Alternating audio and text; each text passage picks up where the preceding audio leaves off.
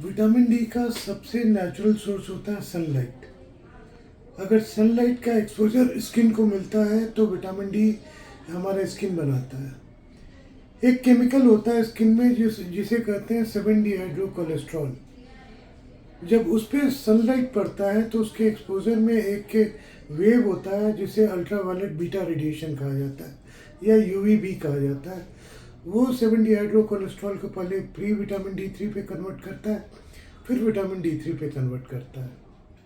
ये है सबसे नेचुरल सोर्स। लेकिन कुछ कुछ फैक्टर्स होते हैं जो इसको इन्फ्लुएंस करते हैं। जैसे सबसे पहला फैक्टर है कि आप जो रहते हैं वो इक्वेटर से कितनी दूर है। हम इस मामले में बहुत ही फॉर्चुनेट हैं क्योंकि इंडिया इक्वेटर के पास है, तो यहाँ पे सनलाइट प्रचुर मात्रा में होता है। दूसरा जो फैक्टर इन्फ्लुएंस करता है वो ये करता है कि आप डे लाइट किस वक्त पे आपसे सन एक्सपोजर ले रहे हैं। इंडिया के हिसाब से जो बेस्ट टाइम है वो सुबह 9 बजे से लेकर दोपहर 1 बजे का है। अगर सुबह 9 बजे से 1 बजे के बीच में 30 मिनट का सन एक्सपोजर आप ले रहे हैं हफ्ते में 4 से 5 दिन, तो आपको एडिक्वेट अमाउंट में विटामिन डी आपका स्किन बना के देगा।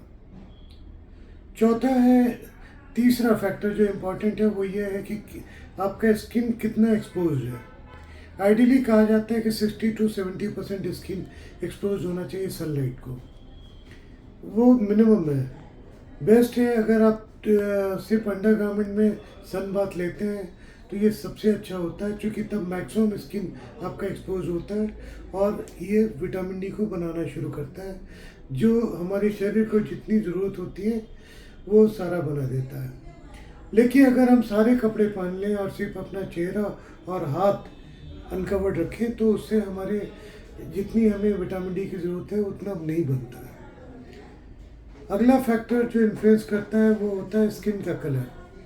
जो लाइट कलर्ड स्किन वाले होते हैं उनमें ये सारा प्रोसेस बहुत ही स्मूथली चलता है, लेकिन जो डार्क कलर्ड वाले होते हैं उनकी स्किन का जो पिगमेंट होता है मेलानिन, वो पिगमेंट विटामिन डी में कन्वर्जन को थोड़ा हिंडर करता है।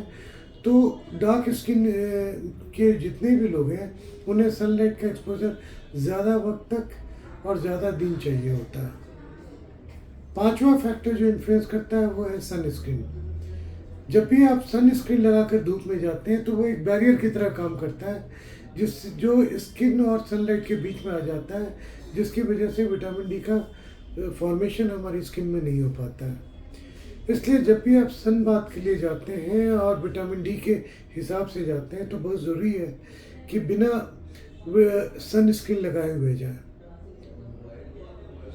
सनलाइट के एक्सपोजर के कुछ कुछ डीमेरिट्स भी हैं जो आपको पता होने चाहिए। जैसे सबसे पहला है कि सनबर्न हो सकता है। दूसरा, अगर फ्रिक्वेंट सन एक्सपोजर हो रहा है तो स्किन कैंसर होने के भी चांसेस होते हैं। तीसरा, अगर डायरेक्ट लाइट सन की आपकी आंखों में जाती है तो रेटिनल डैमेज होने का भी रिस्क होता है। तो ये सारे रिस्क लेने के बाद अगर आप हफ्ते में 4 से 5 दिन तक सुबह 9 बजे से 1 बजे के बीच में 15 से 30 मिनट तक धूप में अपने स्किन को मैक्सिमम एटलीस्ट 60 to 70% स्किन को एक्सपोज करते हैं तो उम्मीद ये होती है कि आपको विटामिन डी की टैबलेट नहीं लेनी पड़ेगी। आपका स्किन जितनी आपको ज़रूरत है उतनी विटामिन डी बना देगा। अगर आप ऐसा नहीं कर सकते हैं तब ये ज़्यादा अच्छा है कि एक छोटा सा टैबलेट या कैप्सूल या लिक्विड जो आपको पूरी विटामिन डी दे दे, वो आप या तो डेली बेसिस पे या हफ्ते की बेसिस पे आप हमेशा लेते रहें, जिससे आपको विटामिन डी की डिफिशिएंसी ना हो।